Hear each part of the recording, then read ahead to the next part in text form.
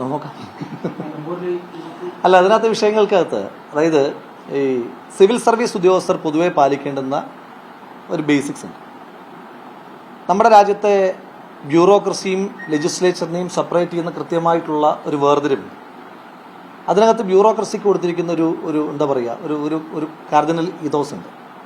എങ്ങനെയൊക്കെയാണോ democracy, അതിനെതിരായിട്ടുള്ള സങ്കല്പങ്ങളാണ് ബ്യൂറോക്രസിയിൽ പറയുന്നത്. ഇപ്പോൾ ഡെമോക്രസിയിൽ എലക്ഷനാണ്, bureaucracy അതിന് നേർവിപരീതമായ സെലക്ഷനാണ്. ഡെമോക്രസി ഇക്വാലിറ്റിയാണ്, ബ്യൂറോക്രസി ഭയങ്കരമായ ഹയറാർക്കിയിൽ അധിഷ്ഠിതമാണ്.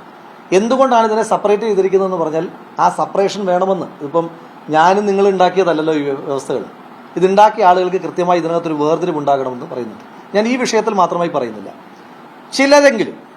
ചില സിവിൽ സർവീസ് ഉദ്യോഗസ്ഥർക്കെങ്കിലും അവരെന്താണ് ചെയ്യേണ്ടതിനെ പറ്റിയിട്ടൊരു ധാരണക്കുറവ് ഉള്ളതായിട്ട് എനിക്ക് അനുഭവപ്പെട്ടിട്ടുണ്ട് പലപ്പോഴും.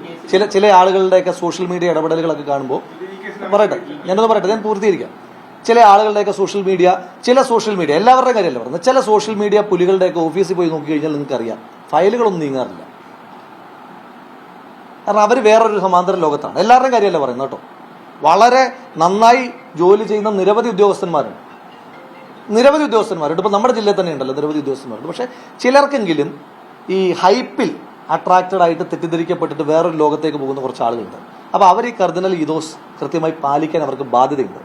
ഒരു കാര്യം മാത്രം ഞാൻ പറയാൻ ആഗ്രഹിക്കുന്നത്, ഈ പ്രൈസിങ് നോട്ട്സ് അല്ല ആവശ്യം, ഫയൽ നോട്ട്സ് ആണ് ആവശ്യം. പ്രൈസിങ് നോട്ട്സ് ഒക്കെ നിർത്തിയിട്ട് ഫയൽ നോട്ട്സിലേക്ക് ദയവ് ചെയ്ത് സിവിൽ സർവീസ് ഉദ്യോഗസ്ഥന്മാർ മാറുന്നതാണ് നാടിന് നല്ലത്. ഇപ്പോൾ അവരുടെ വ്യക്തിപരമായ സ്വാതന്ത്ര്യമാണ് ഒരാളെ പറ്റി നല്ലത് പറയുക എന്നുള്ളത്. ഇപ്പോൾ ഒരാൾ ജനപ്രതിനിധിയാകുമ്പോൾ പറഞ്ഞോട്ടെ, ജനപ്രതിനിധിയാകുമ്പോൾ പോലും പറയാൻ പാടില്ല. എന്തിനാ പറയുന്നത്? ജനപ്രതിനിധിയാകുമ്പോൾ അഭിനന്ദിച്ചു. ഒരു പൊളിറ്റിക്കൽ പോസ്റ്റിൽ ഒരു രാഷ്ട്രീയ പദവിയിലേക്ക് എത്തുമ്പോൾ അതെന്തിനാ അഭിനന്ദിക്കുന്നത്? നമ്മുടെയൊക്കെ സുഹൃത്തുക്കളുണ്ടല്ലോ, സിവിൽ സർവീസുകാരായിട്ടുള്ള നിരവധി സുഹൃത്തുക്കൾ നമുക്ക് എല്ലാവർക്കും ഉണ്ട്. അത് സ്വാഭാവികമാണ്, പൊതുപ്രവർത്തകരാകുമ്പോൾ ഉണ്ടാകലുണ്ട്. പക്ഷേ ഈ സിവിൽ സർവീസ് ഉദ്യോഗസ്ഥന്മാരുടെ ചട്ടങ്ങൾ, ആ ചട്ടങ്ങളെ പറ്റി ഇവരൊക്കെ ഒന്നുകൂടി ഒന്ന് വായിക്കുന്നത് നന്നായിരിക്കും. ഈ ഒരു സാഹചര്യത്തിൽ ഞാൻ മറ്റേതുകൂടി പറഞ്ഞ് നിങ്ങളൊന്ന് ആലോചിച്ച് നോക്കൂ. ഒന്ന് പറഞ്ഞോട്ടെ, അതായത് ചില സിവിൽ സർവീസ് ഉദ്യോഗസ്ഥന്മാർ അവർ ചെയ്യേണ്ടുന്ന ജോലി എന്താണെന്ന് മറന്നുപോയി അവർ ഒരു സോഷ്യൽ മീഡിയ ഹാങ് ഓവറിൽ നിൽക്കുകയാണ്. ഫയലുകൾ നീങ്ങുന്നില്ല. അല്ലല്ല, ഞാൻ പറഞ്ഞത് ശ്രീമതി ദിവ്യ എസ് അയ്യരുടെ ഓഫീസുമായിട്ട് എനിക്ക് ആ തലത്തിൽ ബന്ധപ്പെടേണ്ടുന്ന ഒരു സാഹചര്യം ഉണ്ടായിട്ടില്ല.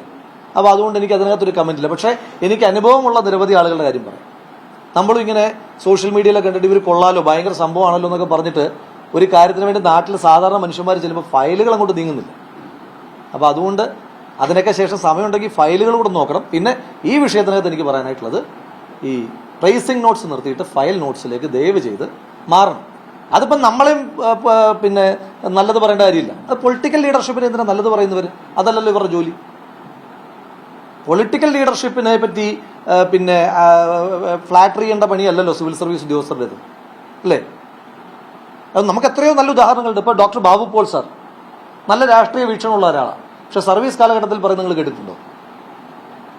ഇപ്പോഴത്തെ പല സിവിൽ സർവീസ് ഉദ്യോഗസ്ഥന്മാരും വലിയ രാഷ്ട്രീയ മോഹങ്ങളുമായിട്ട് നിൽക്കുകയാണ്. ആയിക്കോട്ടെ, അത് സർവീസ് കഴിഞ്ഞിട്ട് അല്ലെങ്കിൽ സർവീസിൽ നിന്ന് മാറിയിട്ട് സർവീസിൽ നിന്നുകൊണ്ട് ചെയ്യട്ടെ. ഇപ്പം ലേറ്റസ്റ്റ് ചില ഉദാഹരണങ്ങളൊക്കെ നമ്മുടെ കൺമുന്നിൽ കണ്ടിട്ടുണ്ടല്ലോ. അതിപ്പോൾ ഈ പുകഴ്ത്തിയ പാർട്ടിക്കാർക്കും വിയോജിപ്പുള്ള ചില ഉദ്യോഗസ്ഥന്മാരുണ്ടല്ലോ. അപ്പോൾ അതുകൊണ്ട് അതൊരു നല്ല കീഴ്വഴക്കായിരിക്കില്ല.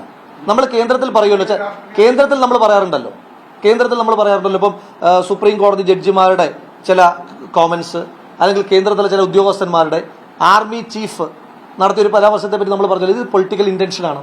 അപ്പോൾ അതുകൊണ്ട് സർവീസിലിരിക്കുമ്പോൾ അത് പാടില്ല. അത്ര ഇന്റൻഷൻ ഉണ്ട് എങ്കിൽ സർവീസിൽ നിന്ന് മാറി നിന്നിട്ട് ഇതൊക്കെ പറഞ്ഞു. ഇത് രാജ്യത്ത് സ്വാതന്ത്ര്യം ഉണ്ടല്ലോ.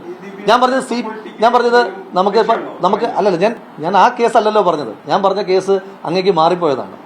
ഞാൻ പറഞ്ഞത് ഇപ്പൊ ദിവ്യക്ക് രാഷ്ട്രീയ താല്പര്യം ഉണ്ടെങ്കിൽ ആകാലോ, പക്ഷെ സർവീസിൽ ഇരിക്കുമ്പോൾ പാടില്ല. ഇത് മാത്രം കട്ട് ചെയ്തിട്ട് കൊടുക്കരുത്. ഞാൻ ദിവ്യയുടെ കാര്യമല്ല പറഞ്ഞത്, ഞാൻ വേറൊരു കാര്യമാണ് പറഞ്ഞത്.